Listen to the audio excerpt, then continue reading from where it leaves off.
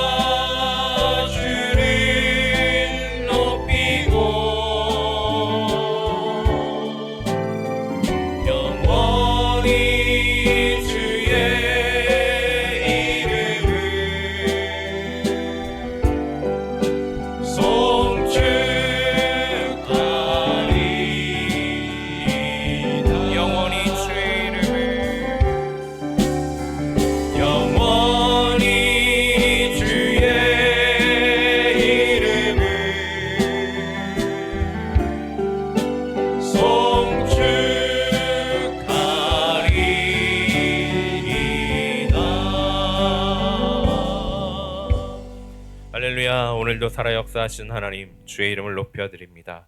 이곳에 임재하여 주셔서 우리 예배를 받아주시고 우리 가운데 성령으로 함께하여 주시옵소서. 감사드리며 예수님의 이름으로 기도드립니다. 아멘. 다 같이 자리에 앉으셔서 우리 찬양 오늘 이곳에 계신 성령님 올려드리겠습니다.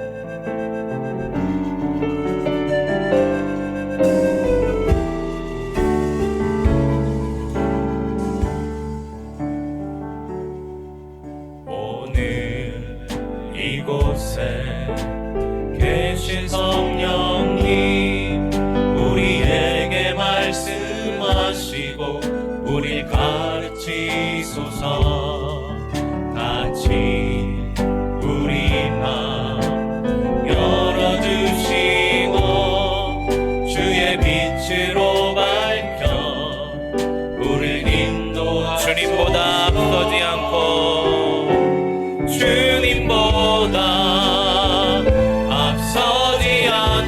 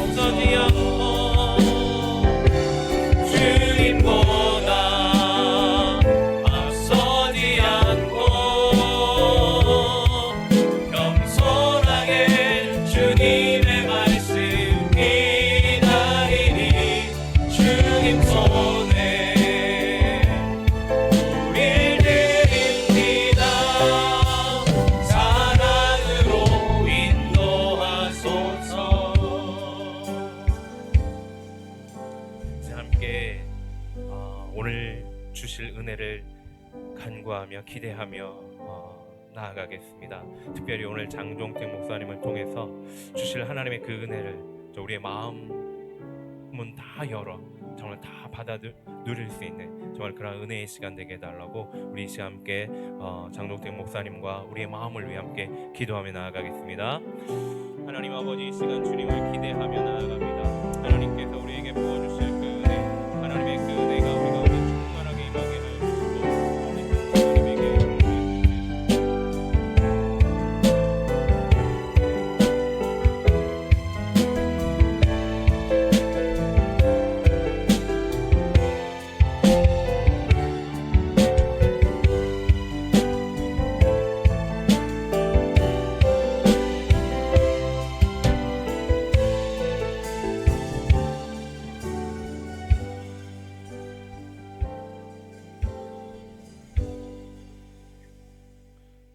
자비와 은혜가 풍성하신 하나님 아버지, 지난 한 주간도 저희 각자의 발걸음마다 동행하시고 긍휼을 베풀어 주셔서 감사합니다. 거룩하고 복된 주일, 저희를 사랑하사 주님의 거룩한 전으로 불러주시고 경배와 찬양으로 예배드리게 하심을 감사드립니다. 이 시간을 온전히 주장하사 한 주간 동안 세상 속에서의 허물을 고백하고 주님께서 주신 은혜에 대한 감사함을 잊고 지냈던 무지함과 교만함을 주 앞에 내려놓는 진실한 시간이 되게 하여 주시옵소서. 주님, 우리를 성전 삼아 영원히 거하시며 우리의 마음과 생각을 주관해 주심을 감사드립니다. 우리들의 행동 또한 주님의 성품을 닮아가게 인도하여 주시옵소서. 주는 그리스도시요 살아계신 하나님의 아들이시라는 베드로의 고백이 우리의 영원한 고백이 되게 하시고 늘 깨어 기도하게 하시며 포도나무에 붙은 가지처럼 하나님으로부터 공급되는 사랑과 권능으로 이 세상을 살아가게 도와주시옵소서. 우리나라와 민족을 위해 기도드립니다. 세대적 가치관의 차이, 이념적 갈등, 그리고 급속도로 변화하는 산업 구조 속에서 마음을 열어 베풀기보단 마음을 다듬으로 위안과 안전함을 느끼는 이 시대를 볼 때에 혼란함과 함께 두려움이 몰려옵니다. 부디 주님의 의로우심과 긍휼함으로 우리나라와 민족을 도우사 우리 가운데 하나님을 경외하는 마음으로 나보다는 상대를 이해하고 존중하는 마음이 부응하여 새로운 문화로 일어서게 역사하여 주시옵소서.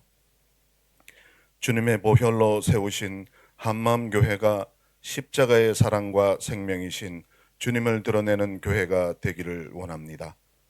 교우들의 가정이 주님이 베풀어 주신 은혜를 기억하며 말씀 위에 믿음을 든든히 세워가게 하여 주시고 형편과 처지를 누구보다도 잘 아시오니 주님께서 함께 하시고 일하고 계심을 깊이 깨닫는 은혜를 주시옵소서. 교회의 모든 기관마다 기쁨과 사랑이 넘치는 기관들이 되게 하여 주시고 예배를 위해 헌신하는 모든 지체들이 은혜 가운데 기쁨으로 섬기게 하여 주시옵소서. 오늘까지 진행 중인 유스코스타 집회를 은혜 중에 잘 마치게 주관하여 주시니 감사드립니다. 집회를 통하여 받은 은혜가 일상의 삶으로 이어져 매일 주님과 동행하는 축복이 있기를 간구합니다. 그리고 11월 9일 전교인 체육대회를 준비하고 있사오니 우리 모두가 지혜와 섬김의 마음으로 기도하며 준비하게 하여 주시옵소서. 맡기신 사역을 위해 늘 힘쓰시고 계시는 고형돈 목사님과 유성은 사모님, 그리고 우리 강준원 목사님과 현명의 전도사님의 가정에 영육의 강건함을 주시고 사역의 기쁨을 허락하셔서 협력하여 교회를 섬기는 교역자로 굳건히 세워 주시옵소서. 오늘도 단위에 세우신 장종택 목사님을 붙들어 주시고 선명한 진리의 말씀이 선포되게 하시며 성령의 역사심을 통해 성도들이 깊이 깨닫는 은혜가 있게 하여 주시옵소서. 우리의 능력 되시는 예수 그리스도 이름으로 기도드립니다. 아멘.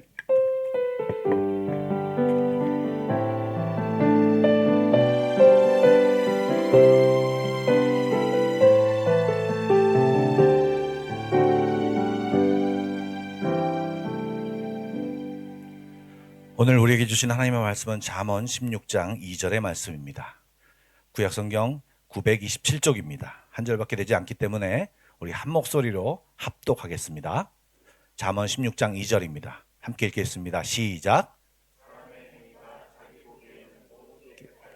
여호와는 심령을 감찰하시느니라. 아멘.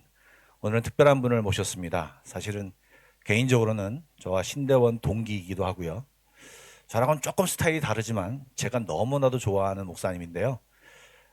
정말 오래전부터 모시고 싶었는데 유스코스타 강사로 오게 되었다고 해서 사실은 복장도 사실은 잘 갖추지 못한 상태에서 오셨는데 제가 적극적으로 오시라 하셨습니다. 우리 일부 예배 때도 큰 은혜를 받았는데 박수로 우리 환영하며 만나겠습니다.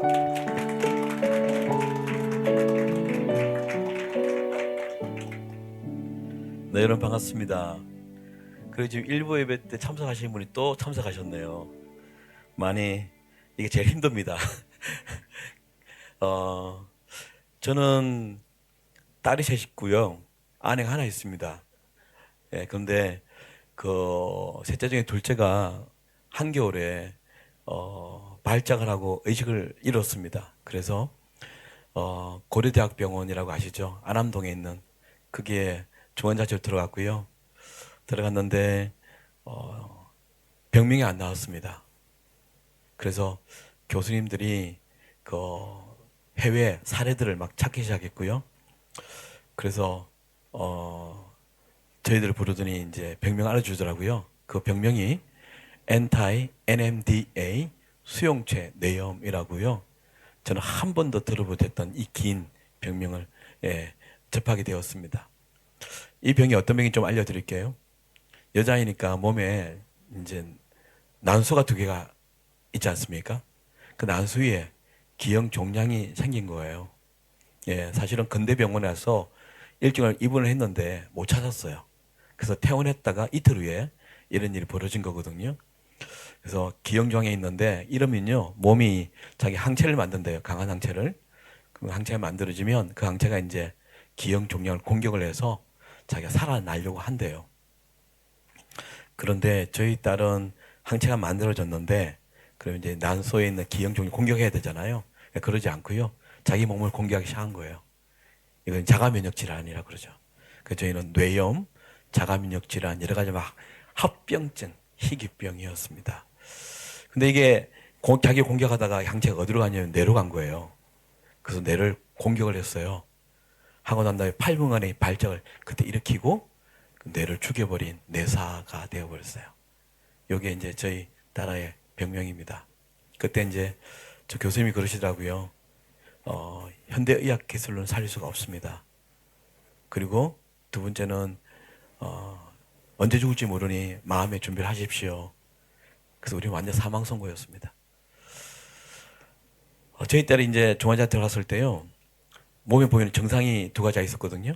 하나는 이제 발작이었는데요, 뇌를 공격한 항체가 몸에 여전히 거듭히 있는 거죠. 계속 공격을 하는 거예요. 여러분, 뇌라는 것은 신경의 중추 아닙니까? 그 뇌가 죽었다는 말은 모든 감각, 신경이 사라졌다는 이야기였죠, 그렇죠? 근데요, 몸이 너무 아프니까 신경과 상관없이 몸이 울어요. 반응을 해요. 그래서 처음에 공격이 시작되면 으 하고 이렇게 울어요, 애가. 그러다가 공격이 심해지잖아요. 그럼 얘가 하고 이렇게 발작이 시작돼요. 정점에 이르면 몸이 너무 아픈 것 같아요. 너무 아프니까 견디지 못해요. 막 확 돕니다. 돌면서 와 그러는데, 이때 힘들었던 게 뭐냐면 걔 몸에 꽂혀있는 링거가 많았거든요. 그 링거를 다 뽑아버립니다, 그냥. 그 왜 제가 링거 이야기를 하냐면, 하루에 받는 약값이요, 좀 놀라실 거예요. 그때 하루에 약값이 200에서 250만 원이었어요. 그 왜 그러냐면 저희 교수님이 저와 아내를 불러서 드릴 말씀이 있대요. 그게 뭐냐니까 신약들이 있대요. 안쓰본 약들. 그래서 임상실험에 이렇게 사용하는데 이게 좀 비싸대요. 그래서 써볼까 그래서, 자식이 죽음 안 있는데 부모가 뭔들 못하겠습니까, 그렇죠? 그냥 해달라 그랬거든요. 우리가 빚을 내더라도 할 테니 돈을 갚을 테니까 해달라고. 그걸 이제 들어가고 있는데 얘가 으악 뽑아버려요, 그냥. 그러니까 이 귀한 약들이 무용지물이 되더라고요. 그래서 제가 이걸 알고 이 아이가 울면 발작 시작되는 거 싶어가지고요. 신발을 벗고 침대로 올라갑니다. 올라가서 제 몸을 그냥 엎어버립니다. 샌드위치처럼. 제 체중으로 눌리는 거죠. 그리고 저는 엎인 상태에서요. 이 두 손으로 그 발뜨기 쪽에 걔를 꽉 눌립니다.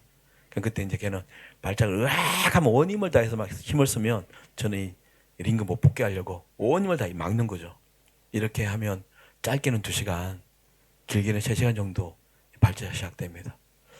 이게 막 진짜 지나간 일이라 그렇지 막 지옥 같았습니다. 첫 번째 증상이 발작욕이 첫 번째고요. 두 번째 증상은 뭐냐면 눈을 24시간 뜨고 있었습니다. 제가 최근에 이제 쇼츠를 하나 봤는데 요즘 애들이 밤새 핸드폰 보잖아요. 그 쇼츠가 뭐냐면 쥐를 15일간 잠을 안 잤대요. 그랬더니 15일 만에 죽어버리더래요. 그 잠이라는 게 그만큼 인간에게 중요한 것인데 저희 딸은 24시간 눈을 뜨고 있었습니다. 이 항체가 눈을 감지 못하게 했어요. 여러분 하루 밤새면 여러분 눈에 충혈이 돼서 그죠? 그러니까 실빛이 터져서 충혈된다 그러잖아요. 저희 딸은 20일 넘게 눈을 뜨고 있었습니다. 그랬더니 눈이요 충혈이 아니라 흰자위가 없어졌어요. 분홍색으로 바뀌더라고요. 그래서 10일 지나니까 찐 분홍색으로 바뀌어버렸습니다. 이게 두 번째 증상입니다. 근데 진짜 마음이 아팠던 건 뭐냐면 뇌하고 눈하고 연결되는 신경을 우리는 시신경이라 그러잖아요. 내가 죽었으니까 이거 죽어버린 거예요. 그러니까 누구보다 눈을 많이 뜨고 있는데 아무것도 보지 못하는 장님이 되어버렸습니다.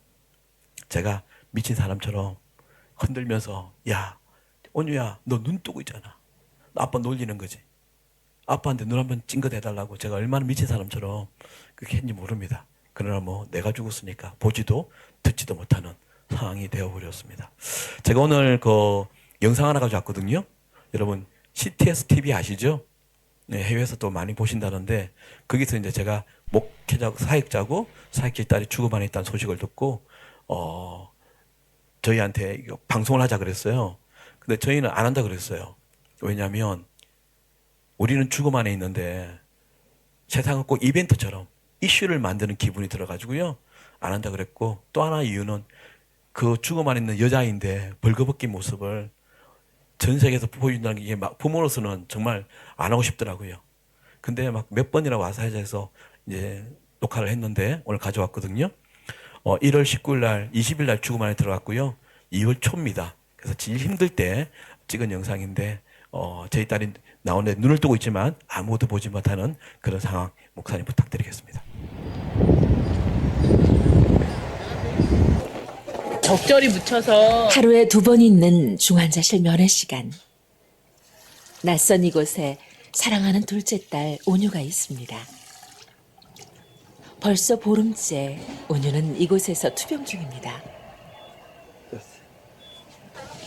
괜찮아 언니 괜찮아. 온유는 며칠째 한숨도 잠을 자지 않았습니다. 그냥 우리 쿵쿵 하자. 머리를 위주로 해줘요 머리를. 열도 높고 맥박도 불안정하며 호흡도 좋지 못합니다. 온유야 풀어도 할 수 있으면 해봐. 엄마의 말에도 온유는 대답이 없습니다. 가스가 너무 많이 차서 안 나오고 있거든요. 근데 지금 배가 너무 빵빵해지고 방구도 잘 아예 안 끼고 막 이러니까 어서 벗기자고.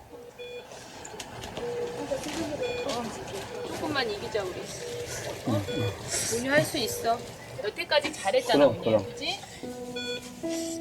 며칠 전 수술로 온유는 난소에 있는 종양을 떼어내었습니다. 하지만 수술 후 가스가 배출되지 않아 엄마 아빠의 애를 태우고 있습니다. 이럴 때에는 주님께 매달리는 것 외에 다른 방법이 없습니다. 하나님 도와주십시오. 도와주십시오. 하나님 도와주십시오. 주여. 전능하신 하나님께 간구할 뿐입니다. 조금이라도 진정이 있었으면 조금이라도 나았으면 이제 맨 처음에는 낫겠다라는 소망을 가지고 기쁨으로 있었는데 시간이 지나면 지날수록 내 믿음을 보게 하시는 것 같아요. 우리 온유가 천천히 가도 좋으니까 나았으면 좋겠다는 생각밖에 없어요, 솔직히. 지난 보름 동안 온유에게는 여러 차례 위험한 순간이 찾아왔습니다. 그때마다 병명조차 모르는 병과 싸워야 했습니다. 네, 여기까지요, 목사님. 네. 꺼주시고요, 다. 예. 참, 이렇게 힘들었습니다. 제가 지금 짧게 해야 되니까, 절박하게 기도했습니다.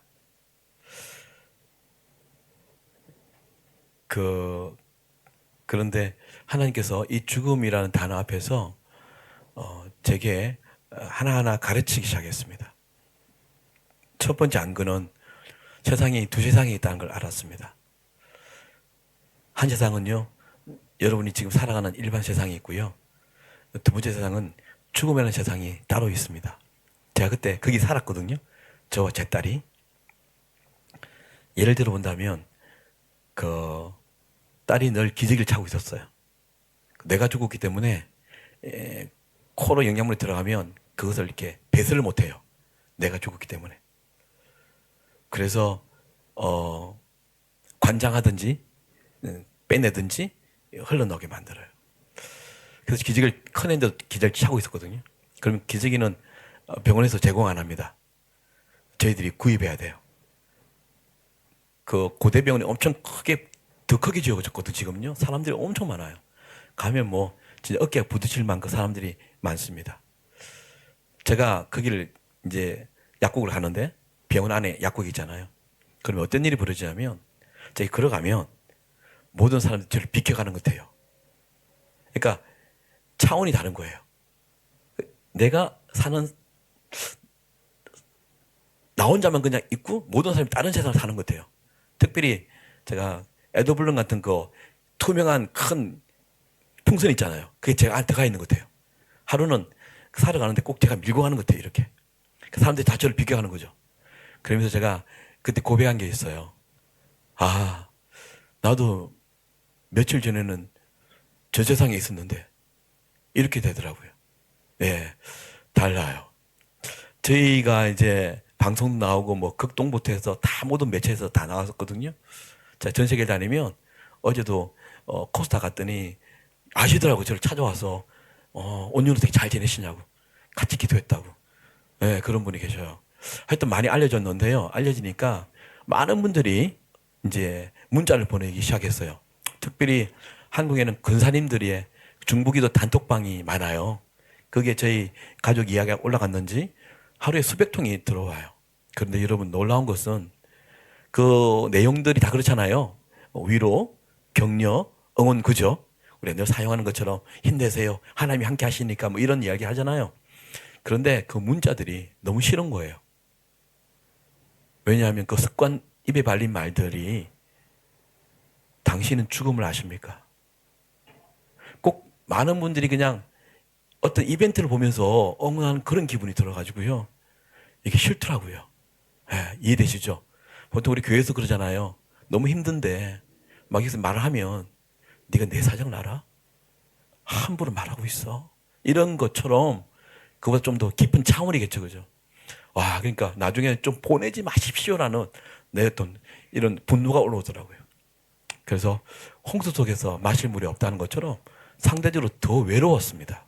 예. 그래서 이런 세상이 있다는 걸 알게 되었고요. 또 하나는 뭐냐면 참 외로웠죠. 또 하나는 뭐냐면 그 인간에게 주어지는 가장 큰 하나님의 형벌이 있다면 이거겠구나를 그때 제가 인정을 했습니다. 그게 뭐냐면 우리가 어떤 암이나 어떤 무거운 죽음을 이르게 나는 질병을 가지고 막 아파하고 고통하고 두려워하는 것보다 더 힘든 것, 그게 뭐냐면 자식이 죽는 것을 보는 부모의 심정 아시죠? 그것처럼 힘든 건 없더라고요. 그냥 물끄러미 매일매일 죽어가는 그 애를 본다는 거, 아, 힘들더라고요. 그러니까 이게 외롭고 고통, 이게 너무 심해서 참 그것도 힘들었거든요. 근데 어느 날 밤새 한 3시간을 그때 발작과 싸웠거든요. 싸웠는데 이렇게 진이 다 빠져가지고 태양 이렇게 밖에 창문을 바라보는데 해가 이렇게 떠오르더라고요. 야, 붉은 해가 쭉 올라오는데 보통 우리는 뭐 희망의 해라 그러잖아요. 또 하루 힘차게 살아보자. 근데 저는 진짜 절망의 태양이었어요. 오늘도 몇 번의 이 발작이 일어날까. 예, 두려웠는데 한순간 그 순간에 제가 깨달음이 왔어요. 아무도 이 세상을 모른다 생각했는데, 이 마음을 모른다 생각했는데, 아, 이 고통에 대한 공감하시는 분이 한 분 있구나를 알게 되었거든요. 그분이 우리 잘 아는 하나님이었어요. 아시죠? 하나님이 자기 아들을 죽이셨대요. 그게 딱 들어왔는데 이런 공감과 더불어 나도 모르게 이렇게 고백한 말이 있어요.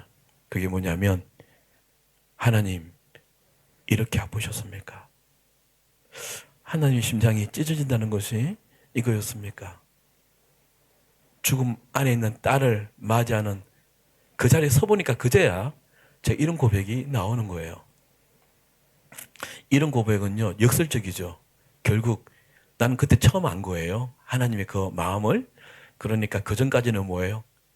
강단에서 설교했던 것들이 다 경험하지 않았으면서 아는 척 공부해서 설교를 한 거예요. 저는 4대째 예수 믿는 가정에 태어났어요. 그래서 늘 이 예배당에 끌려 나왔습니다. 부모님 때문에. 아파도 예배당에서 아파야 되고, 잠을 자더라도 교회에서 잠을 자야 된다 배웠기 때문에 늘 이게 앉아 있었어요. 그러니까 어떤 일이 벌어지냐니까요, 여러분. 아침에도 제가 말씀드렸지만 여러분 잘 아셔야 되는 게, 가스라이팅과 믿음을 혼돈하지 마십시오. 저는 이번 딸아이 죽음 앞에서 이렇게 고백했다는 것은 어쩌면 나는 가스라이팅을 당할 수 있었겠구나 생각이 드는 거예요. 여기 앉아있으면 끊임없이 뭐 집회 때도 예배 때도 수련회 가수도 하나님의 은혜와 사랑이 계속 그걸 듣는 거예요. 자이든 타이든. 그렇죠? 이 귀에 못이 밖에서 들으니까 내가 나는 이런 사랑으로 구원을 받은 사람이구나라고 믿기 시작했던 거예요. 그래서 이전에 설문조사할 때 종교란에 크리스찬은 그냥 뭐 부담 없이 그냥 체크를 했거든요. 네. 그래서 저는 이렇게 학습되었고, 그리고 제자훈련 받으면서 배웠고, 저는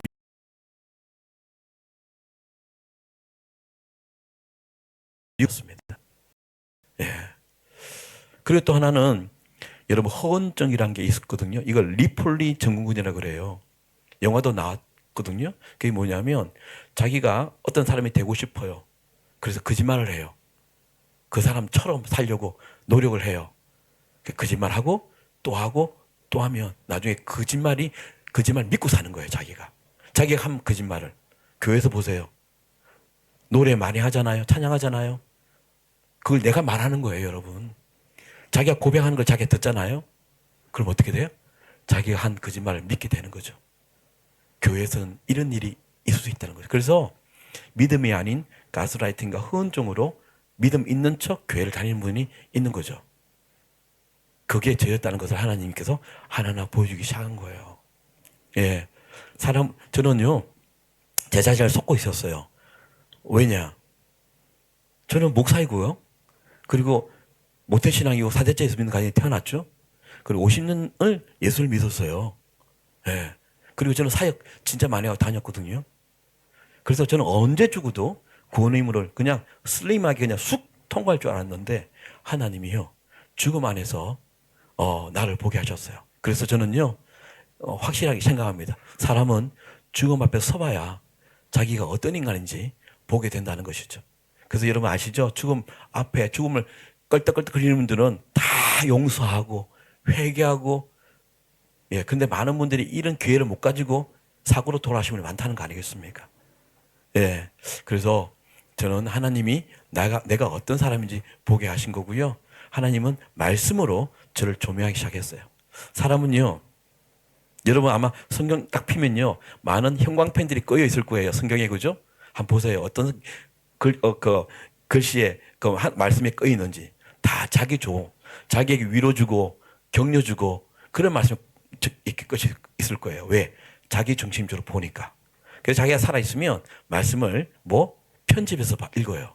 근데 죽음 밖에 있어 보니까요, 겸손하게 되더라고요. 모든 말씀이 주의 말씀으로 들리게 되더라고요. 그때 제가 말씀을 읽으면서 확 마음에 왔던 게 뭐냐면 호세아 4장 6절 말씀이거든요. 내 백성이 지식이 없으므로 망하는도다. 너희가 내 지식을 버렸으니 나도 너를 버려 내 제사장이 되지 못하게 할 것이며 네가 네 하나님의 율법을 잊었으니 나도 네 자녀들을 잊어버리리라. 보세요 여러분.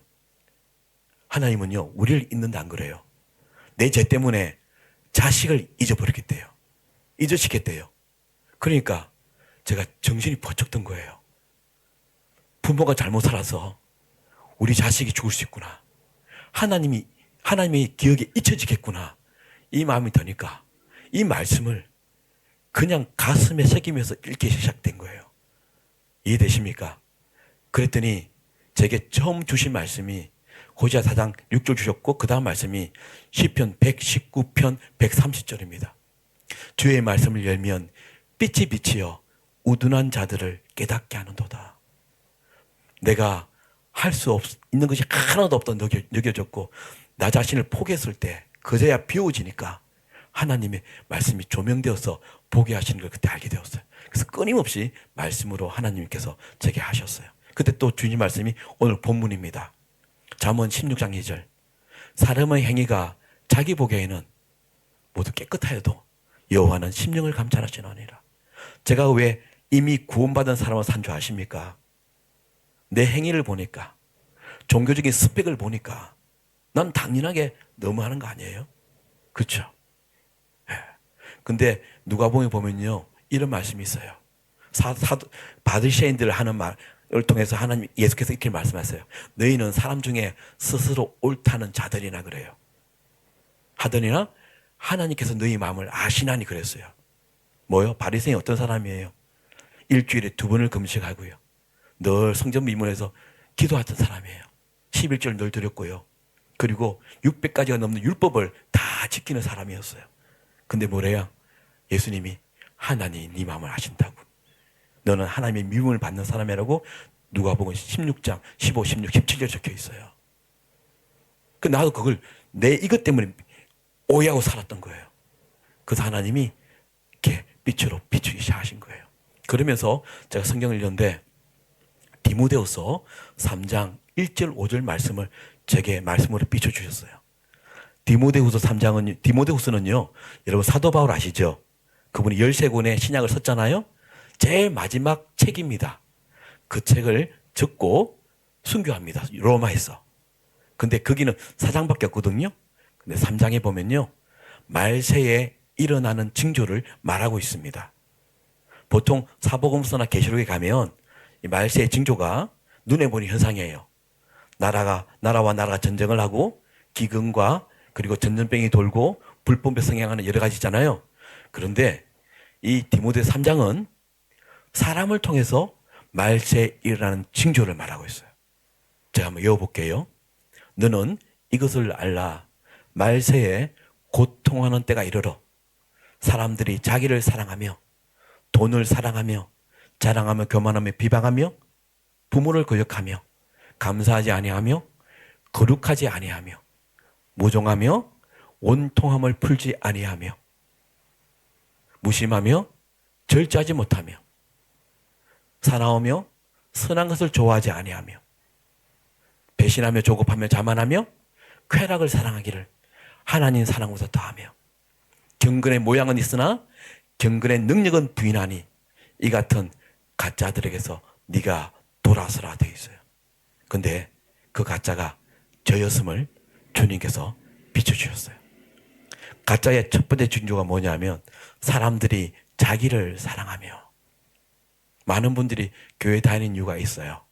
뭐요? 자기를 사랑해서 교회를 와요. 예수 믿으면 복 받는다. 저도 미국에서 13년을 살아봤고요.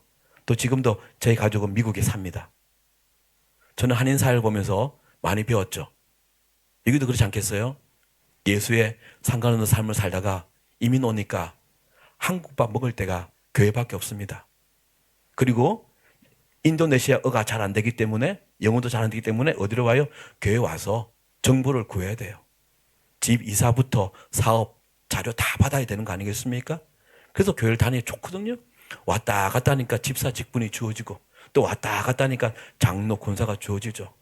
그래서 자기를 속일 때가 더 많은 기회가 있는 것이 한인교회일 수도 있습니다. 왜? 여기 오면 나를 위한 것들이 많이 있거든. 여러분 왜 예수를 믿습니까? 예수 믿으면 잘 된다니까. 축복 받으니까. 만사 형통에 무병 장수에다가 우리 자녀들 다 다윗처럼 요셉처럼 총리가 된다니까. 그래서 교회를 오지 않습니까? 저는요 신앙인인 줄 알았거든요. 왜? 말씀에 뿌리를 내리고 그 좁은 길을 걷는 사람인 줄 알았다고요. 그런데 죽음 앞에서 이 말씀을 통해서 제 모습을 보게 하셨어요. 저는 신앙보다 다른 힘으로 살았더라고요. 그 큰 힘이 뭐냐? 제 신념요. 그리고 제가 추구하는 이념, 또 제가 추구하는 현실의 가치가 사실은 더 커졌습니다. 교회 와서는 아멘이라 그러고요, 순종한다 그러지만 예배당 나가는 순간 내 삶에 조금이라도 유익이 안 되면 발끈합니다. 돈이 관계되면 발끈합니다. 그러니까 신앙인이 아니라 역시 나 중심인, 자기 중심인 신념이 나의 종교였음을 하나님께서 알게 하신 것이죠. 그래서 교회 안에서 여러분 자기 기득권 뺏기고 자기 어떤 자존심 스크래치하면 이 교회 안 나오잖아요. 자기예요. 이게 가짜의 첫 번째 징조랍니다. 그리고 두 번째 징조가 뭐예요? 돈을 사랑한다고. 여러분 돈이 좋습니까? 아니면 예수가 좋습니까? 여기서는 그러겠죠. 예수가 좋다라고. 그런데 어떻습니까? 우리는 사랑하는 것에 관심을 두고 시간을 투자하고 에너지를 투자하지 않습니까? 여러분 예수입니까? 돈입니까? 우리의 희노애락의 동기가 어디 있습니까? 기쁘고 슬프고 절망하고 희망가니 그게 어디에 있습니까? 돈입니까? 아니면 예수입니까? 한국에서는 월말 월초가 되면 미치겠답니다. 그 영끌에서 어떻게 전세를 받았는데 그 이자가 막 올라가지고요 견딜 수가 없어서 이 경매에 내놓을까? 근데 예배당 와서는 뭐래요? 높은 산이 거친 들이 초망이나 궁궐이나 내 주위에서 모신 곳은 그냥 하늘을 아랍니다. 그 하나를 사십니까? 예, 가짜의 두 번째 징조가 돈을 사랑하며, 세 번째 징조는 뭔지 아세요? 거룩함이었어요. 거룩함은요, 여러분 예배당 와서 옛날 유교 제사지 드리는 것처럼 침묵하고 조용하고 숨쉬려쳐 나지 않는 것, 이게 거룩함이 아닌 거 아시지 않습니까? 거룩함은요 구별되는 것입니다. 근데 우리 예배당 나가서 직장에서 아니면 어떤 단체에서 여러분을 너는 진짜 찐이야, 진짜 크리스찬이야 말하십니까? 여러분 2025년 금년 1월에 CBS에서 설문조사 했답니다. 종교의 신뢰도 1위가 누군지 아세요? 여기 바뀌었더라고요. 불교로요. 2위가 천주교. 기독교 믿은 줄 아세요? 4위예요. 근데 궁금하죠? 3위가 누군지. 원불교랍니다. 원불교 18%, 기독교 14%. 우리는 원불교가 뭐 하는 집단인지도 몰라요. 그들이 뭘 추구하는지도 몰라요. 입 딱 닫고 있는데도 18%예요. 그렇다면 우리가 과연 구별되는 삶을 살고 있을까요? 너랑 나랑 뭐 달라? 아니 더 지독해. 말만 잘하고 돈에 관여되면 어떻게든 뒷담화해서 자기 것을 추구하는 뭐 이런 이야기들이. 그래서 한국은 이미 20년 전에 개독교라는 말이 성행하지 않습니까? 그중에 내가 아닐까요? 이런 거 있잖아요. 시간이 없으니까 내려갈게요. 쾌락을 사랑하기를 하나님 사랑으로 하며. 여러분 핸드폰 있죠? 집에 놔두고 나와요. 그러면 이런 일이 벌어진대요. 대재앙이 시작된답니다. 여기는 안 그런가요? 이걸로 다 했거든요. 아침에 일어나면 그 하나님, 사랑한다 하나님, 굿모닝 하나님이 아니라 우리 굿모닝 핸드폰 아니에요? 어머님들은 막장 드라마 이제는 TV로 안 봐요. 그렇죠? 그냥 그 조리 싱크대 앞에 그 헬멧도 딱 그러면 그죠? OTT 다 보잖아요. 우리 아버님들 특히 외국 살면 그렇잖아요. 한국이 더 관심 많잖아요. 그렇죠? 더 드라마에도 더 꿰뚫고 있어요. 그리고 유튜브 꿰뚫고 있어요. 알고리즘이 돼가지고요. 특히 정치에 그죠? 애국심이 많기 때문에 정치에 얼마나 관심인지 몰라 한국 분들이요. 그러면 자기가 좋아하는 정당의 이야기들만 다 늘 듣고 사는 거예요. 애들은 귀에 이어폰 꽂고 게임하고 음악 듣고 같이 밥을 먹어도 말 한마디 안 하고 이것으로 한국은요 계좌이체 하고요. 이걸로 교통수단 다 삼고요. 그리고 커피도 사이렌 오더라고요. 스타벅스 이거 다 오더예요.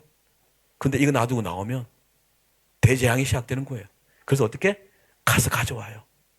여러분 그런 경우 없어요? 식당 갔다가 갑자기 나오다가 몸을 막 흔들잖아요. 핸드폰. 그렇죠?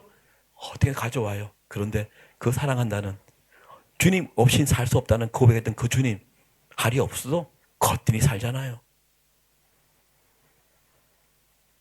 드라마는 어떻게든 봐줘야 되는데 그 사랑하는 주님 앞에 성경 피고 앉아 있습니까 우리가? 한국 기독교인들 진짜 성경 안 읽는다고 소문나 있다고 그 조혜련 씨가 고백하더라고요. 10년, 20년, 30년 다녀도 예수님이 12제자 이름 아시냐고 손들라고 부르 그러면 다들 그러시죠? 노래한대요. 베드로, 안드레, 야고보요. 근데 한두 명이 없어. 익숙함을 아는 것으로 살아가는 사람들. 그러니까 뭐예요? 우리가 고백하나 예수와 그러니까 쾌락을 사랑하기를 하나님 사랑으로 다하며 제가 지지난주 김해라는 곳을 갔는데 어떻게 기도원을 가게 됐거든요. 기도원 문 닫게 됐대요. 왜? 기도하는 사람이 한국에는 이제 없대요. 입으로는 그렇게 고백하는데 삶의 증명은 뭐? 쾌락이 더 좋은 거예요. 뭐? 이것이 가짜라는 거죠. 경건의 모양은 있어요.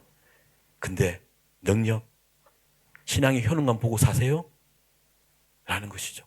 요즘 제 신앙의 화두가 희망 고문으로 사는 것인가? 아니면 신앙의 효능감을 보고 사는 것인가? 이게 가짜와 진짜의 차이 고민하고 살아가고 있습니다. 근데 그게 저인 거예요. 그 말씀으로 이게 너다. 그 말씀을 조명해 버린 거죠. 그래서 제가요 이 말씀을 묵상하며 읽으며 제가 입으로 고백했어요. 하나님, 제가 가짜였군요. 제가 가짜 목사였네요. 하고 하나님께 항복을 했습니다. 여러분, 우리가 이렇게 많은 분들이 앉아 계시잖아요. 오늘 주께서 하실 말씀이 이거겠죠. 갈라디아서 6장 7절 말씀에 스스로 속이지 말라. 하나님은 업심여김을 받지 아니하시나니 사람이 무엇을 심든지 그대로 거두리라 했잖아요. 여러분, 우리 하나님 못 속입니다. 그렇죠? 예. 그래서 제가 그날 들통난 것처럼 오늘 들통나는 은혜를 맛보시기 바랍니다. 아멘. 여러분, 디모데후서 2장 19절에 하신 말씀이 주께서 자기 백성을 아신다 그랬어요. 이게 왜 중요한 줄 아세요, 여러분? 하나님은요, 당신이 아는, 당신이 인정하는 당신의 백성, 당신의 자녀에게만 하늘의 복을 주신다는 거 여러분 아십니까? 그래서 시편 29편 11절에 여호와께서 자기 백성에게 새 힘을 주시며 여호와께서 자기 백성에게 하늘의 복을 주신다지 않습니까? 여러분 성경에도 아들이 떡을 달라는데 아비가 어떻게 돌을 줄 것이며 아들이 생선을 달라는데 뱀을 줄 아비가 어디 있냐 그랬지 않습니까? 전제가 뭡니까? 아비와 아들 아닙니까? 우리 가짜로 살아내고 그냥 종교적 행위를 한다고 그분이 아들이라 칭하지는 않는다는 걸 여러분 아시지 않습니까? 그래서 저는 오늘 제 간증을 통해서 들통이 나셔서 형통 누이시라고 제가 말씀을 드리는 겁니다. 아멘. 아멘, 아멘, 아멘. 저처럼 이런 종교적 옷을 입고 살다가 주님 갑자기 부르시면 어떻게 하시겠습니까? 그렇죠? 그래서 제가 말씀드리는 거고요. 또 제가 이 퍼즐이 딱 맞춰졌어요. 저는 병원에 들어갔을 때 병원이 할 게 없다 그랬지 않습니까? 그럼 우리 딸을 살릴 수 있는 방법은 딱 하나밖에 없겠죠. 하나님이 일하시는 것밖에 없지 않습니까? 그렇죠? 예. 그래서 기도를 시작했는데 보통 여러분 어떻습니까? 내 능력 밖의 일이 터지면, 내 인생에 큰 장애물이 생기면 우리는 기도를 힘씁니다. 아주 많이 합니다. 그래서 새벽 기도부터 엽니다. 그렇죠? 한국의 11월 달 새벽 기도가 왕성하거든요. 왜 그렇습니까? 수능 시험 때문에. 내 소망이 그죠? 이거 절박하니까. 이번에 우리 애들 재수하면 안 된다. 삼수하면 안 된다. 꼭 학교 가야 된다. 그래서 기도부 양을 느리거든요. 예. 느리고 모든 예배에 다 참석을 해요. 왜? 하나님을 감동시켜야 되니까. 아닙니까? 그래서 하나님이 들으셔야 되는 것이고, 그래서 그분이 내 문제를 해결해 주셔야 되니까. 그래서 우리는 기도를 많이 하는데, 그때 하나님께서는요, 제게 하나님이 들으시는 기도가 있고 듣지 않는 기도가 있음을 알게 하신 거예요. 여러분, 무속신앙인들은 더 많이 기도합니다. 아시죠? 성경에 나왔던 바리새인들은 더 많이 기도했다고요. 근데 그 기도 하나님이 들으셨나요? 이런 거죠. 그래서 그때 제게 주신 말씀이 있었어요. 시편 66편 18절이었어요. 내가 나의 마음에 죄악을 품었더라면 주께서 듣지 아니하시리라. 저는 죽음 앞에서 쾌락을 추구하고 엄난과 현실 가치를 추구하는 그런 것들이 제가 죽음 앞에 다 드러나지 않습니까? 주님 앞에서. 이게 해결돼야 하나님이 들으시는구나. 이걸 말씀하신 거예요. 여러분, 기도 응답이 왜 안 되는 줄 아세요? 물론 이게 전체적인 해답은 아니겠지만 힌트는 이래서 안 되는구나. 기도 양은 많이 느리는데 뭐? 여전히 죄를 좋아하고 죄를 사랑하고 죄를 누리는 거예요. 죄 안 짓고 어떻게 살아? 죄 안 짓고 어떻게 사업해? 여러분, 아무리 예배를 열심히 드려도 이사야 1장 11절에서 13절에 이런 말이 있거든요. 여호와께서 이와 같이 말씀하신다. 하나님 하신 말씀이에요. 여호와께서 이와 같이 말씀하신니라. 너의 무수한 재물이 내게 무엇이 유익하뇨? 너희가 내 앞에 보이러오니 이것을 누가 너에게 요구하였느냐? 너희가 내 마당만 밟을 뿐이니라. 헛된 재물을 다시는 가져오지 말라. 분양은 내가 가정에게는 봐요. 월삭과 안식일과 대회로 모이는 것도 다 그러하니 성일과 아울러 악을 행하는 것을 내가 견디지 못하겠노라. 일상에서는 온갖 죄악을 다 누리다가 예배당 와서 그러고 앉아 있는 것 하나님이 다 하시니까 내가 이것이 토하고 싶다고, 이 예배가 토하고 싶다고 말하고 있지 않습니까? 그리고 이 일이 어떤 일로 진행되냐면 13장 15장에 가면 15절 2절 후에는 이렇게 말합니다. 너희가 손을 펼 때에 이런 예배를 드렸던 너희가 하나님 도움이 필요합니다. 살려주십시오라고 내가 손을 펼 때에 내가 나의 눈을 가리고 안 본답니다. 너희가 많이 기도할지라도 내가 듣지 아니하리니 이는 너희 손에 피가 가득합니다. 이해되십니까? 그래서 저는 내 죽음 앞에서 내 죄악들이 다 드러났기 때문에 하나님이 들으셔야 되는데 그 기도하려면 이 죄악이 해결이 돼야 되는구나. 이렇게 퍼즐이 맞춰진 거예요. 그리고 제게 확인 사사라는 말씀을 주셨어요. 그게 야고보서 5장 16절입니다. 그러므로 너희 죄를 서로 고백하고 병이 낫기를 위하여 서로 기도하라. 의인의 간구는 역사하는 힘이 크민이라. 하나님이 들으시는 기도, 의인의 간구였구나. 그래서 저는 끊임없이 애 살려달라는 게 아니라 하나님 저 좀 살려달라고 저는 그렇게 기도가 바뀌었습니다. 내가 살아야 내가 하는 기도 주님 들으시니까 그러면 하나님이 일하시겠지. 이렇게 된 거예요. 네, 그래서 우리 딸이 죽음 안에서 꼭 저에게 메시지가 이런 거였어요. 아빠, 당신이 어떤 인간인지 하나님 앞에서 좀 돌아봐. 이렇게 저한테 막 메시지를 주는 것 같았어요. 예. 그래서 제가 일들이 진행되었고요. 한 달 반이 지났습니다. 지났을 때 병원에서 연락이 왔습니다. 중환자실에서 나가라고. 왜냐하면 더 이상 할 게 없답니다. 그때 한 달 반 있었는데 병원비가 1억 6천이 나왔습니다. 예, 매일매일 그 많은 약 비상약을 맞았지 않습니까? 그래서 우리는 쫓겨나듯이 일반 병동, 소아병동 5,300 1호라고요. 예, 그 제일 첫 방을 받았어요. 2인실인데요. 1인실로 만들어 주셨어요. 왜냐, 우리 딸아이가 관심병자였습니다. 이 한국에서 잘 보이지 않는 희귀병이 어떻게 진행되는지 임상실험 같은 아이였기 때문에 병원에서 신경 많이 썼습니다. 제가 너무 놀라운 게 한 달 반 전에 제가 미국 샌디에고 집회를 갔거든요. 그날 간증했는데 그 앉아있는 교수가 한 분 계셨는데 우리 병원에 온유와 함께했던 그 교수님이 앉아 계셨던 거예요. 미국에 교환 교수로 오셔가지고 그날 만나가지고 이런 일이 있었냐고. 내가 온유를 아는데 이런 일이 있어서 목사님. 그러면서 은혜를 누리더라고요. 무슨 말이냐. 제가 간증할 때 제 입장에서 말하기 때문에 형평성이 없을 거라고 여러분 생각할지 모르지만 아닙니다. 오늘 여러분 데살로니가전서 1장 5절 말씀처럼 우리가 전한 이 복음이 여러분에게 말로만 이런 것이 아니라 또한 능력과 성령과 큰 확신으로 된 것이라 한 것처럼 오늘 주의 말씀으로 여러분의 임하기를 간절히 바랍니다. 아멘. 아멘. 그래서 옮겼는데 아내가 저한테 이야기하는 걸 와서 이야기하는 거예요. 자기야, 막내도 이상해. 막내의 행동과 말이 이상하대요. 그래서 또 병원 안에 있으니까 데려와서 병원 진료 받았거든요. 그랬더니 교수님이 하는 말이 큰일 났다고. 막내도 심각한 병에 지금 걸렸다고. 그 병명이 소아 우울증이었습니다. 병원 오면 언니 죽어 있고 발작하고 집에 가면 아무도 없잖아요. 왜? 부모가 이 병원에 매달려 있으니까. 그래서 이 애를 케어를 할 수 없는 거예요. 큰애는요 필리핀으로 선교사학교로 보냈어요. 우리가 케어 못하니까. 그리고 미국으로 또 보냈어요. 근데 막내는 어쩔 수가 없는 거예요. 그래서 어떻게 했냐면 주위에 저희 아는 지인들 있잖아요.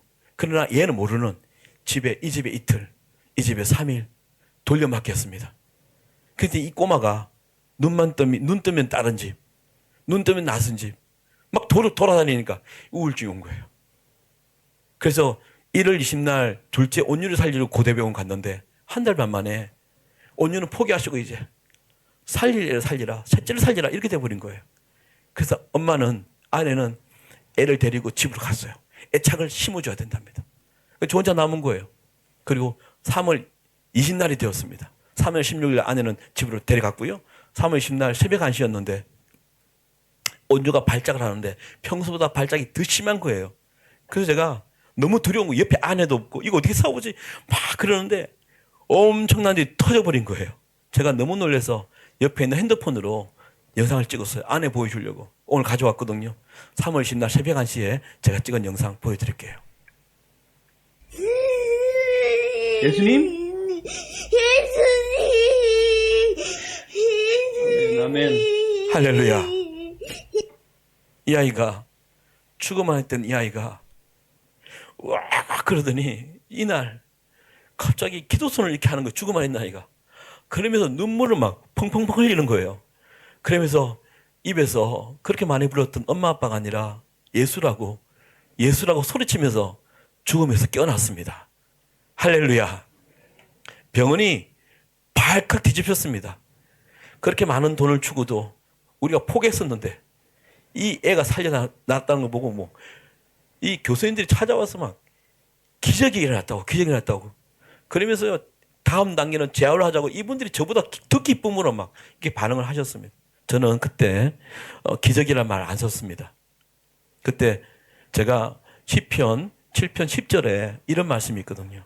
나의 방패는 마음이 정직한 자를 구원하시는 하나님께 있도다 그랬지 않습니까? 내가 내 모든 죄악을 말씀대로 다 뱉었더니 그제야 하나님이 듣고 일하셨구나. 저는 이렇게 받아들였죠. 그런데 여러분 깨어나자마자 어떤 일이 벌어졌냐면 깨어났는데 몸이 다 망해버렸어요. 망가졌습니다. 깨어났을 때 면역력이 제로였습니다. 그래서 여러분 무균실병실 아시죠? 거기 의논하기 시작했고요. 또 지방, 단백질 다 사라졌습니다. 그 뼈가 굳어버렸습니다. 이게 다리고 발인데요. 발이 안 움직여요. 이게 애들은 움직이지 않으면 석회가 굳는데요, 뼈가. 그래서 급하게 스페셜리스트 마사지사를요 2명 불러왔어요. 막 풀고 재활과 교수, 영양과 교수, 소아과, 내과 교수 네 명이 모였어요. 우리 병원에 이런 기적이 났는데 다음 단계는 재활이다. 근데 얘가 내가 죽었기 때문에 밥을 못 먹었어요. 그냥 밀어넣었거든요. 링거로. 그런데 어떤 일이 벌어냐면 이 발작을 하잖아요. 발작을 으악 해버리면 이거 뽑아버립니다. 뽑아버리면 진짜 마음이 아프다는 게 뭐냐면 이 링거는 5시간 걸리거든요. 거의 다 먹었을 때 막 뽑아버리면 그 안에 깊게 들어갔던 그 음식물, 영양물 있죠. 이게 입으로 코로 다 터져 나옵니다. 그러니까 이게 몸이 빼짝 마른 거죠. 그래서 영양이 이게 그 건강이 너무 안 좋아졌는데 움직이지 못하게 되어버린 거죠. 그런데 이제 우리 교수님들이 깨어났으니까 이제 입으로 넣으면 된다. 입으로 고강도의 영양분 그런 치료제를 넣으면 된다. 그래가지고요. 저한테 영상의학실이라고 있거든요. 3층에 있어요. 우리 5층인데 데려오래요. 그래서 걔를 못 움직이는 애를 안고 휠체어 가지고 3층 영상의학실로 갔어요. 그건 뭐냐면요, 여러분 엑스레이 사진 아시죠? 근데 엑스레이인데 영상이에요. 움직이면 이제 모니터로 탁 나오는 거죠. 앉혔어요. 앉히고 난 다음에 우리 교수님이 요플레 있죠. 하나 가져오셨어요. 가져오셔가지고 온유한테 온유야 입을 좀 열래. 그러니까 살아났으니까 열었어요. 그래서 그 요플레 그 스트로베리 있잖아요. 그 딸기 맛을 한숨 떠서 혓바닥에 올려놨어요. 이걸 꿀떡 삼키면 입으로 넣을 수 있다. 이런 실험하려고요. 그런데 이걸 먹어본 채 넘기지 못하는 거예요. 그래서 교수님이 혼자말로 이걸 못 먹지? 혼자말로 이게 액체 고체도 아니고 액체인데 만난 건데 그러다가 막 마우스를 이렇게 돌리다가 뭘 하나 발견하시고요. 이분이 혼자말로 제가 뒤에 있었거든요. 이렇게 정확하게 말씀하셨어요. 아이고 목에 근육이 사라졌네. 코로만 들어갔잖아요. 고못으로 이불을 안 사니까 사용하지 않으니까 이게 근육이 사라진 거예요. 그래서 다시 걔를 안고 들어왔어요. 그래서 3월 20날 예수라고 깨어났죠. 그리고 8일이 지난 거예요. 아직도 해결을 못 받는데 3월 28일 날 하나님이 대낮에 또 다른 기적을 보이셨는데요. 그때 제 아내가 찍은 영상인데 오늘 가져왔거든요. 예, 부탁드릴게요. 할렐루야. 할렐루야.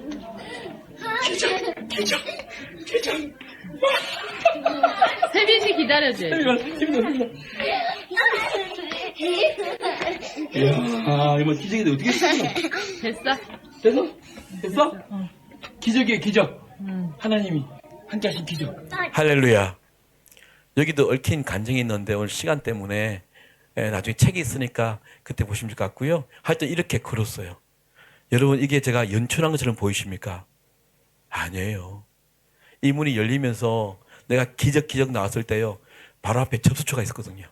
왜냐하면 우리가 1호 첫 번째 방이라 소리만 지르면 도와주려고 제일 좋은 방을 주셨잖아요. 열고 나오는데 의사들이 제 소리를 들은 거예요. 간호사들이. 고개를 딱 들었는데 온유가 나오잖아요. 진짜 모두가 뻘떡 일어났고요. 간호사들은 막 오열했습니다. 그분들 예수 믿는 분 아니세요. 3교대 9명 했거든요. 9명이 한 명만이 교회를 다녀야 되는데 8명이요. 다 울었습니다. 왜? 이게 얼마나 힘들었던 걸 다 알거든요. 발작할 때 그들이 와서 잡아주고 토해내면 다 못 보고 가려 했던 그분들이 이 간호사들이에요. 근데 어느 날 제가 영상 보여줬거든요. 이렇게 깨어났다고. 그리고 자기 눈에 쩌벅쩌벅 나오니까 몸이 다 굳어있는 아이가 나오니까 막 너무 놀래가지고 그러면서 막내가 소아우증 걸렸던 그 아이가 뛰어나와서 아시죠? 보셨죠? 언니 살아났다고 막 망아지처럼 뛰어다녔습니다. 이거 연출 아닙니다, 여러분. 그리고 한 바퀴 들어온 거예요. 그래서 저희는 3월 20날 예수라고 깨어났고 3월 28일 날 걸었고 3월 30일 날 퇴원했습니다. 할렐루야. 왜냐하면 들어갈 때도 병원에서 할 게 없다 그랬잖아요. 나갈 때도 할 게 없다 그랬어요. 그래서 암 환자처럼 5년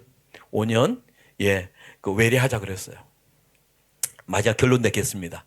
그때 4월 5일이 부활절이었어요. 그래서 제가 하나님께 기도한 게 있었거든요. 하나님, 예수를 죽은 자 가운데서 다시 살리시는 하나님이 내 하나님이면 우리 딸 살려내셨어. 제가 살려주시면 내가 예배당 가서 증명하겠다고. 하나님 여전히 살아계시고 일하신다는 거. 그 로마서 5장 로마서 8장 11절 말씀이거든요. 그걸 잡고 기도한 거예요. 여러분 기도할 때 말씀 잡고 기도하세요. 그래서 제가 교회에 알렸고 목사님께 어렵게 허락을 받았어요. 목사님이 믿지 않더라고요. 꼭 그런 거 아세요? 마가다락방 수많은 사람들이 베드로를 위해 기도했잖아요. 다음날 참수형인데 근데 천사가 풀어주잖아요. 그래서 마가다락방 왔어요. 문을 뚫었더니 여자애가 가서 듣고 그죠?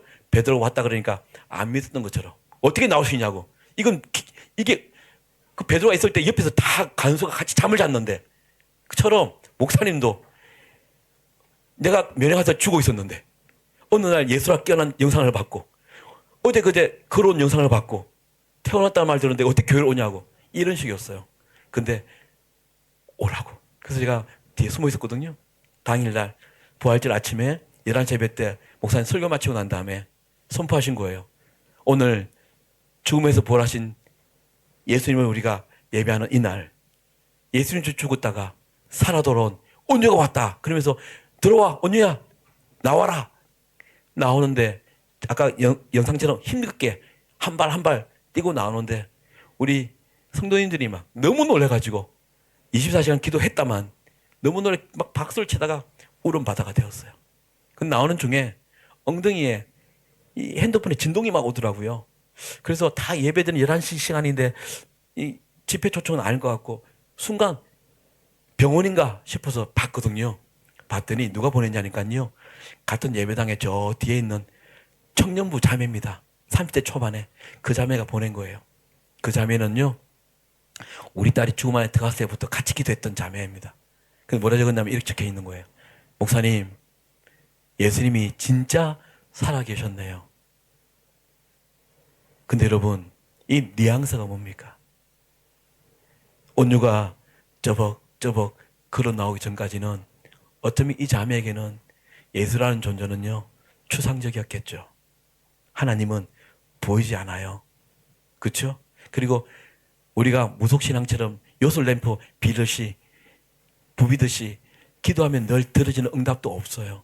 그러니까 교회 안 오면 죄책감 생기고 그러니까 교회 왔다 갔다 했는데 그래서 피부에 와닿는 현실이 더 가치가 있었고 돈이 더 중요했는데 오늘 보니까 아 진짜로 예수님이 살아계셨군요. 그 고백 아니겠습니까? 제가 왜 이야기를 하냐면 어쩌면 이것이 한국교회의 이민교회의 믿음의 현주선 아닐까. 있다고 그러는데 나한테는 너무 먼 신이야. 근데 있다고 그러잖아. 혹시 우리 고목사님이 어제 살짝 말한 것처럼 보험 들은 것처럼 언젠가 하나님 부르면 요 보험 들은 게 있기 때문에 구원은 받지 않을까. 그 고백이 우리의 고백은 아닐까 하는 마음으로 오늘 제가 말씀을 전했습니다.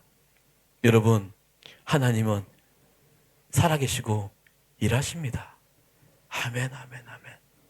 어제도 유스코스타 보면서 정말 처음에 와서 핸드폰에 예배할 때도 그 들고 있던 아이가 하루가 지나니 모두가 예수에 미쳤어. 그 기적 아닙니까? 저는 하나님의 살아계심을 어제도 보고 왔습니다. 여러분, 우리 하나님 곧 만납니다. 어쩌면 오늘일 수도 있지 않습니까? 많은 분들이 여러분 어제 31일 그저께 31일이죠. 그 이태원 참사 아시죠? 그게 났잖아요. 여러분 159명이 다 10대 20대였어요. 적어도 80년은 더 살 나이 아닙니까? 우리 딸 80년은 더 90년은 더 살 나이 그런 어린아이 있지 않습니까? 근데 주님 부르시면 가는 건 인생 아닙니까? 대충 종교인으로 살다가 하나님 한 날 그냥 싹 부르시면 우리 어찌하시겠습니까? 그죠? 그래서 오늘 저 가정을 통해서 한번 돌아보자고 오늘 말씀을 전합니다. 다시 또 이제 저 정리할 텐데 첫 번째는 들통 나셔가지고 형통 누리시라고요. 아멘. 아멘. 두 번째는 뭐? 나를 늘 돌아보는 그런 삶을 누리고 말씀 앞에서 나를 거울 같은 말씀 앞에서 늘 날 돌아보면서 기도 응답 받는 여러분 되시라고요. 그렇죠? 그래 여러분 아침에도 말씀드렸지만 다들 여러분들은 천국에 있다면 믿고 살지 않습니까? 그렇죠? 인생의 마지막 파이널 데스티네이션, 마지막 목적지는 천국이라고 믿지 않습니까? 그런데 우리 삶은 이 세상이 마지막인 것처럼 사는 거 여러분 아십니까? 노후 대책은 30살부터 30대부터 하더라고요. 한국에서도. 그거 은퇴하면 10년, 20년 살 거를. 그것도 보장 안 되는 거잖아요. 그런데 다들 천국 있다는 믿으면서 뭐요? 사후 대책은 안 하시는 거예요. 오늘 일부 예배 때 마지막 찬송이 성령이 계시네, 성령이 계시네, 좁은 길을 걸으며 밤낮 기뻐한다고 적혀 있더라고요. 그 노래를 부르시더라고요. 근데 좁은 길, 여러분 한국에서 잘 안 걷습니다. 좁은 길이 미련하고 손해보고 불편해서 입으로는 구원받는다 그러지만 받는 사명하지만 거기를 안 걷습니다. 그러나 여러분 마태복음 7장 13, 14절에 뭐는지 아십니까? 좁은 문으로 들어가라. 멸망으로 인도하는 문은 크고 그 길이 넓어 그리로 가는 자가 많고 생명으로 인도하는 문은 좁고 그 길이 협착하여 찾는 자가 적음이라 했어요. 예수 구원받은 사람 많지 않습니다. 오늘 저는 이 한마음교회를 통해서 우리 천국에서 만나야 될 거 아닙니까? 여러분 구원은 재치 혀에 있는 게 아닙니다. 우리 인생을 다 하시는 하나님의 주권이십니다. 히브리서 4장 12, 13절에 뭐랬습니까? 지으신 것이 하나도 그 앞에 나타나지 않음이었고 우리의 결산을 받으실 그분의 눈앞에 만물이 벌거벗은같이 다 드러나느니라 그랬습니다. 고린도후서 5장 10절에 이는 우리가 반드시 그리스도의 심판대 앞에 나타나게 되어 각각 선악간의 그 몸으로 행한 것을 따라 다 받게 하려 함이라 했습니다. 여러분 오늘 하나님이 우리를 인정하였어. 스바냐 3장 17절 말씀처럼 너희 하나님 여호와가 너희 가운데 계시니 그는 구원을 베풀 적는 자시라. 내가 너로 말미암아 기쁨을 이기지 못하시니 너를 잠잠히 사랑하며 내가 너로 말미암아 즐거이 부르며 기뻐하리라 하시던 하나님의 고백이 오늘 이 예배에 임하기를 바랍니다. 아멘. 그래서 제가 말씀은 다 마쳤고요. 노래를 한두 하고 가겠습니다. 그때 제가 들통 났을 때 만든 노래거든요. 한번 불러보겠습니다. 주십시오.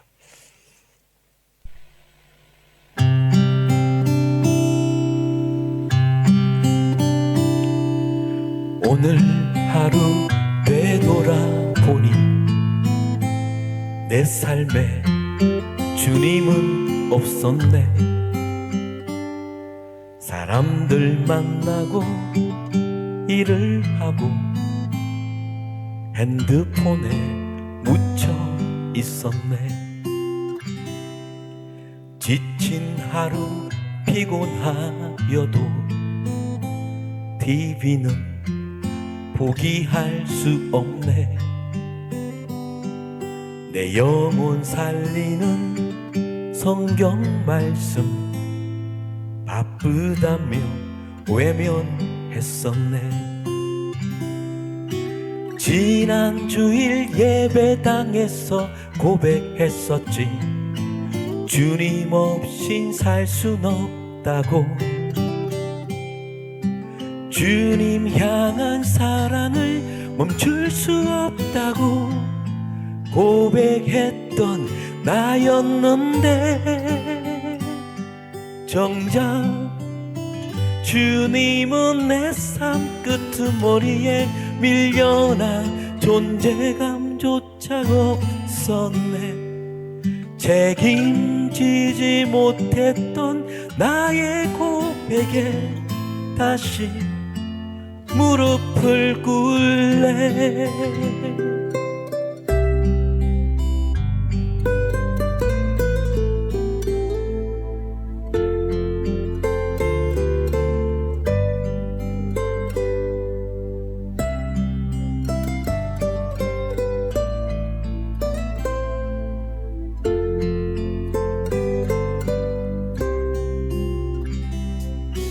지난 주일 예배당에서 고백했었지. 주님 없인 살 순 없다고. 주님 향한 사랑을 멈출 수 없다고 고백했던 나였는데 정작 주님은 내 삶 끄트머리에 밀려나 존재감조차 없었네. 책임지지 못했던 나의 고백에 다시 무릎을 꿇래. 지난 주일 예배당에서 고백했었지. 주님 없인 살 순 없다고. 주님 향한 사랑을 멈출 수 없다고 고백했던 나였는데,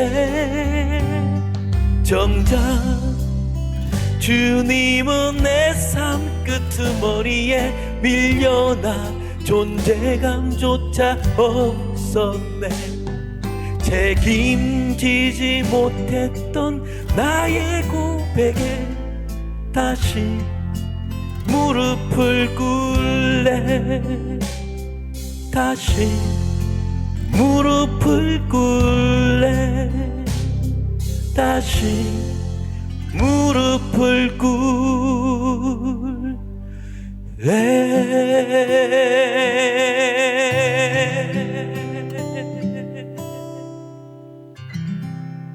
아멘. 여러분 힘내십시오. 네. 오늘 1부 예배가 보다 2부 예배가 너무 힘들었네요. 왜냐하면 두 분 듣는 분들을 위해서 제가 스토리 바꾸려고 진짜 애쓴 거 아십니까? 그렇죠? 그래서 내가 두 분 참석하는 분인데 예의라 생각 들어서 좀 많이 바꿨습니다. 힘들었습니다. 하지만 동일한 은혜가 흘러가길 바랍니다.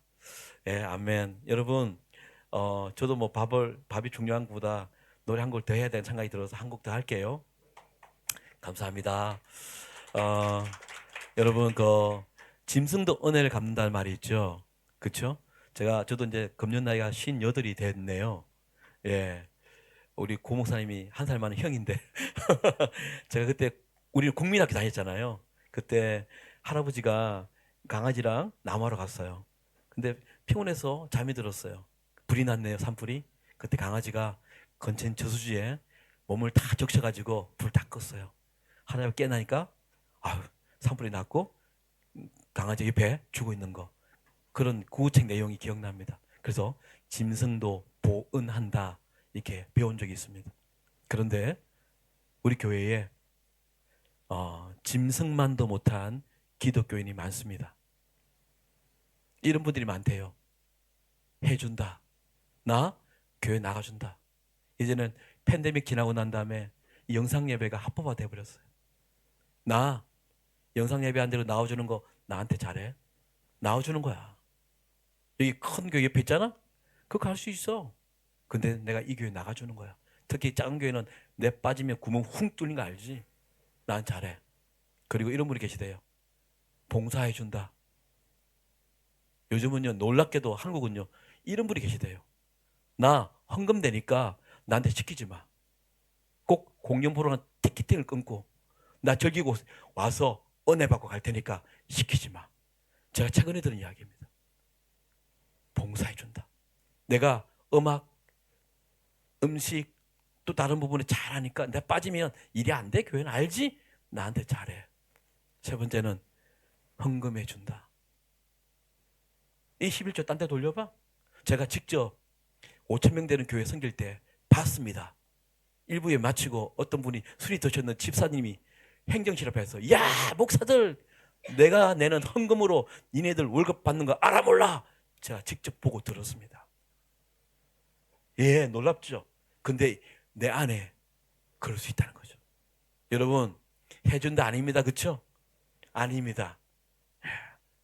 제가 최근에 전화 한 통을 받았습니다. 목사님, 제가 갔던 교회입니다. 우리 교회가 바뀌었어요. 그래요. 왜요? 우리 선임 장로님이 바뀌었어요. 그래. 왜요? 우리 선임 장로님이 화장실 청소를 합니다. 그래요. 그것도 고무장갑 끼지 않고 화장 청소를 한대요. 그게 무슨 얘기예요? 그랬더니 이분이 그날 간증을 듣고 자기 중심적인 종교생활을 한 걸 깨달은 거예요. 온유의 예수라는 그거 보면서. 그리고 내가 이 교회를 주도했던 내 뜻대로 하려던 고교를 했던 자기가 보이더래요. 그리고 내가 해준다가 아니라 내가 뭔가 해야겠다. 하나님 나를 사랑했는데, 내가 죽기 전에 다시 나를 돌아보게 하셨는데 내가 뭔가 하겠다 해서 제일 안 하는 거, 화장실 청소를 택했대. 왜 이 장갑 안 낀 줄 아세요? 그분이 선인 장로님 아닙니까? 제일 영적 지도자급 아닙니까? 근데 사도 베드로가 생각났대요. 베드로가 성경에 보면 모든 제자가 주님을 배신해도 나만큼은 배신 안 할 거랬잖아요. 근데 바로 여종의 말 때문에 배신하는 그 모습이 보였잖아요. 그때 예수님이 물끓임 보는 모습이 성경에 나와 있습니다. 그래서 그때 부활한 예수를 만나고 난 다음에 베드로는 바뀌었습니다. 그리고 순교를 합니다. 순교할 때 십자가를 지는데 똑같이, 내가 어디 감히 예수님 똑같이 질 수가 있냐. 그래서 거꾸로 십자가에 죽었다는 그 말이 생각이 났답니다. 그래서 내가 이 청소도, 내가 그렇게 장담했던 내가 베드로처럼 어떻게 내가 이렇게 바로 죽을 수 있냐. 그래서 장갑을 안 끼고 병기를 닦기 시작했답니다. 그런데 그 교회 교인들이 장로의 모습을 보고 바뀌기 시작했대요. 말씀이 말로만 이런 게 아니라 와, 이렇게 복음으로 성령 능력으로 그걸 저한테 기적이 일어났다고 들려주더라고. 이거구나. 우리 교인들은 말씀이 들어가면 바뀌는구나. 와, 한국 기독교회는 소망이 있다, 저는 생각을 합니다. 아멘. 그래서 여러분, 오늘 그때 만든 노래인데요. 그래서 제가 그런 도전 하나 하고요. 또 하나는 뭐냐면 하나의 눈물입니다. 제가 부활절이 바뀌었습니다. 의미가 바뀌었습니다. 보통 부활절 하면 사순절 있잖아요. 그렇죠? 그래서 40일 특세도 하시고, 그리고 금식도 하시고, 또 미디어 금식 하시는 분 계세요. 왜? 예수님의 고난에 동참하기 위해서. 그렇죠? 그 공간이 너무 크기 때문에 저도 그렇게 했거든요. 그런데 제가 이 사건 이후 많이 바뀌었습니다. 또 예수 그리스도의 아픔보다 더 큰 아픔이 숨어 있었구나. 하늘의 하나님이 하늘에서 자기 아들이 밑에서 이 허리를 찌르면서 심장이 간통하는 그 죽음을 맛보면서 당장이라도 내려오게 만들 수 있는 그 능력의 하나님이 우리 살리려고 눈물을 뚝뚝 흘리면서 아들을 우리 때문에 내어놓으신 하나의 눈물이, 내가 아버지로서 넣었던 눈물이, 그게 생각이 나더라고요. 그 사랑 때문에 저와 여러분이 이 자리에 있는 거 아십니까? 그렇죠? 그래서 우리 하나의 눈물 배신하지 말고 그걸 생각하며 감사하며 우리 이 교회 한방교회는 감사가 가득한 교회가 되기를 바랍니다. 마지막 날 하게 주십시오.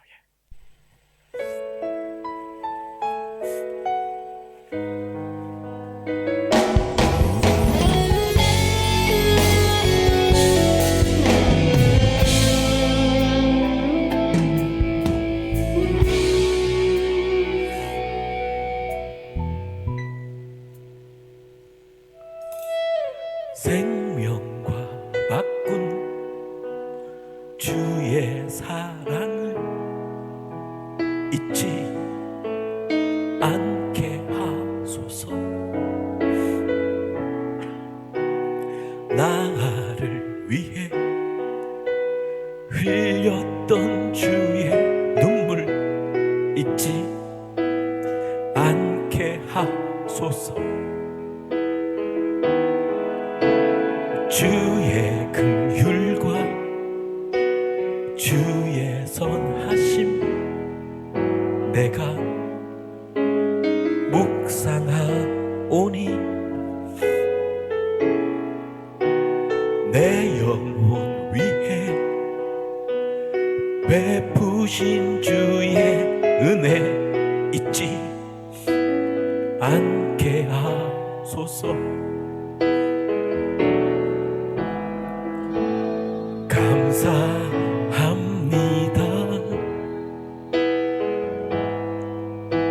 주님 고맙습니다. 그 사랑 때문에, 그 눈물 때문에 주 앞에서 예배합니다.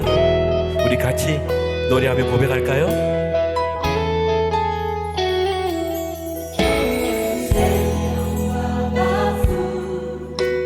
주의 사랑을 잊지 않게 하소서.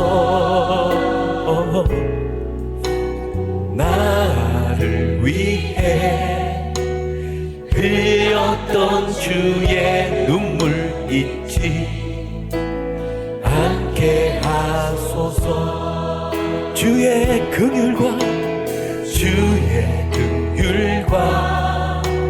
주의 선하심 내가 묵상하오니 내 영혼 위에 베푸신 주의 은혜 잊지 않게 하소서. 아멘.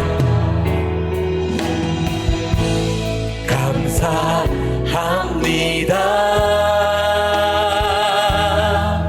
주님 고맙습니다. 그 사랑 때문에 그 눈물 때문에 주 앞에서 예배합니다. 한 번 더 감사합니다. 감사합니다. 주님 고맙습니다. 그 사랑 때문에 그 눈물 때문에 주 앞에서 예배합니다. 감사합니다. 주님 고맙습니다. 그 사랑 때문에 그 눈물 때문에 주 앞에서 예배합니다. 한 번 더 할까요? 감사합니다. 감사합니다. 주님 고맙습니다. 그 사랑 때문에 그 주님의 여러분 향한 눈물 때문에 주 앞에서 예배합니다.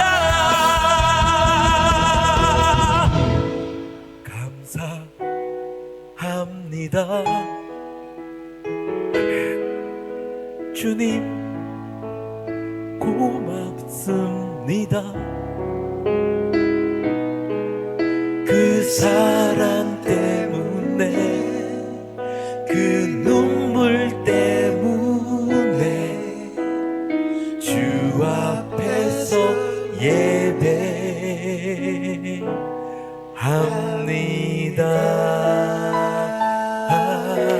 우리 주님께 할렐루야! 주님 고맙습니다. 감사합니다. 우! 아멘, 아멘, 아멘.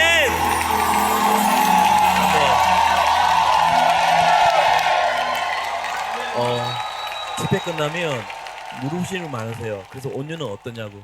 제가 사진만 좀 가져왔거든요. 한번 보이시면 한 장 더 있죠. 이제 소녀합니다.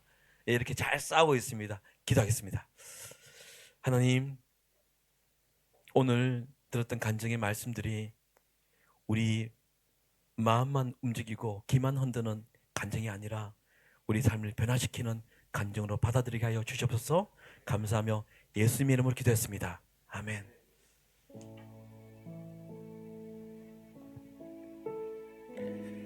감사합니다. 교회 소식 하기 전에 찬양을 부르시면서 준비하신 예물을 함께 드리도록 하겠습니다.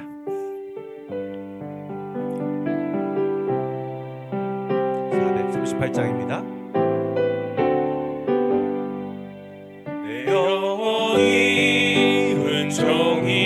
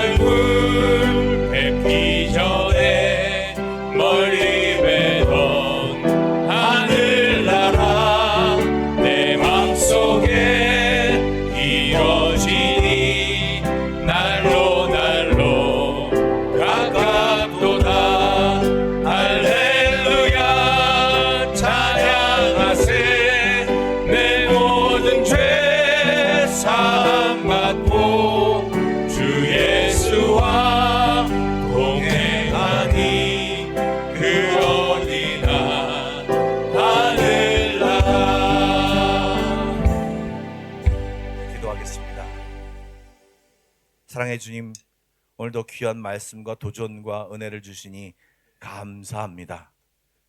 주의 말씀에 반응하며 살게 하여 주시고 머리로만 아는 삶이 아니라 삶으로 실천하며 사는 저희들 될 수 있도록 축복하여 주시옵소서. 은혜를 받고 흐트러버리는 인생이 아니라 은혜를 받고 은혜로 간직하여 삶으로 나타나며 삶의 예배를 드리는 우리 모두가 되게 하여 주시옵소서. 오늘도 주님 앞에 감사의 마음으로 또 기도의 제목을 담아 다양한 제목으로 주님 앞에 이 예물을 드립니다. 이 예물이 쓰여지는 곳곳마다 주의 영광이 나타나게 하여 주시고 주의 복음이 전파되게 하여 주시옵소서. 예수님의 이름으로 기도드리옵나이다. 아멘. 교회 소식을 말씀드리도록 하겠습니다. 먼저 말씀을 전해주신 우리 장종택 목사님 찬양 사역자이신데요. 사실 더 많이 찬양을 하고 싶었지만 시간 관계상 못했고요. 사실은 집회로 불러서 저녁에 하면 좀 편하게 할 수 있었는데 상황상 이렇게 되었습니다. 여러분 양지해 주시고, 특별히 목사님이 찬양하신 USB로 녹음된 찬양이 있거든요. 그것과 또 책이 자세하게 적혀져 있는 책이 있으니까 구입하실 분들은 입구에서 구입하시면 감사하겠습니다. 다음 주는 광고 드린 대로 오늘 이 광고가 굉장히 중요한데요. 전 성도가 외부로 나가 예배하며 교제하는 특별한 주일 예배를 합니다. 이곳에서는 예배를 드리지 않습니다. 그리고 예배 녹화도 하지 않습니다. 직스광당에서 예배를 드리고 함께 체육대회를 하며 교제를 나누며 특별한 예배로 구성을 하니까요. 여러분들 그것도 예배라고 생각하시고, 아니 예배이기 때문에 여러분들이 모두 그쪽으로 나와서 함께 동참해 주시길 부탁드립니다.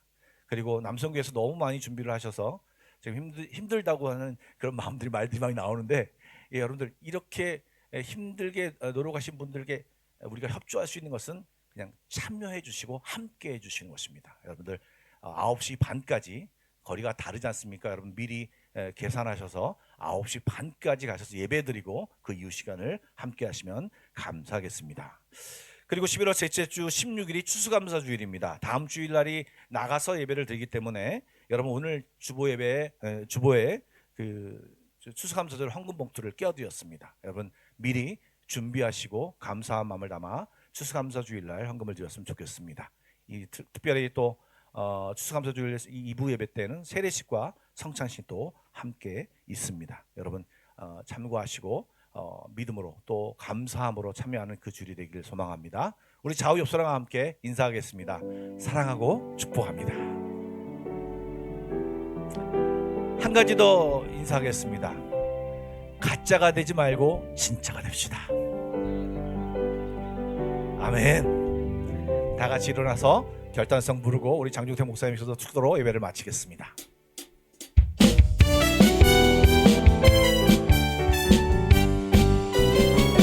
주 하나님 독생자 예수 날 위하여 오시었네.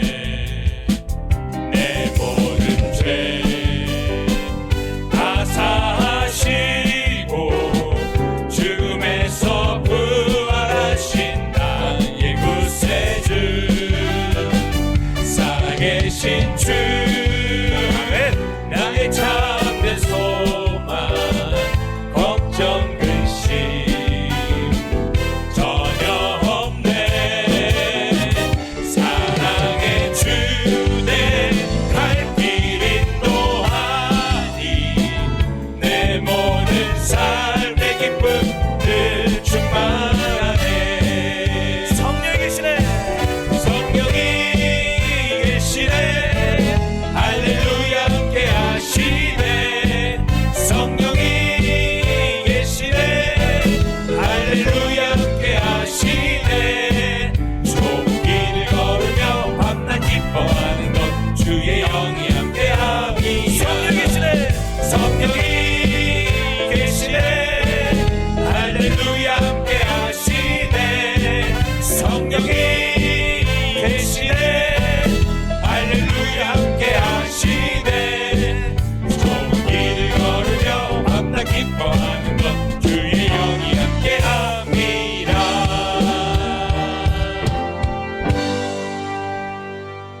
기도하시겠습니다. 지금은 우리 주 예수 그리스도의 그 크신 은혜와 하나님 아버지의 우리를 향한 지독하신 사랑하심과 성령님의 감동감과 교통하심이 들통이 나서 형통을 누리고 가짜에서 진짜로 바뀌는 삶을 사기를 다짐하는 주의 백성들 삶 위에 영원히 함께 하시기를 간절히 축원하옵나이다. 아멘.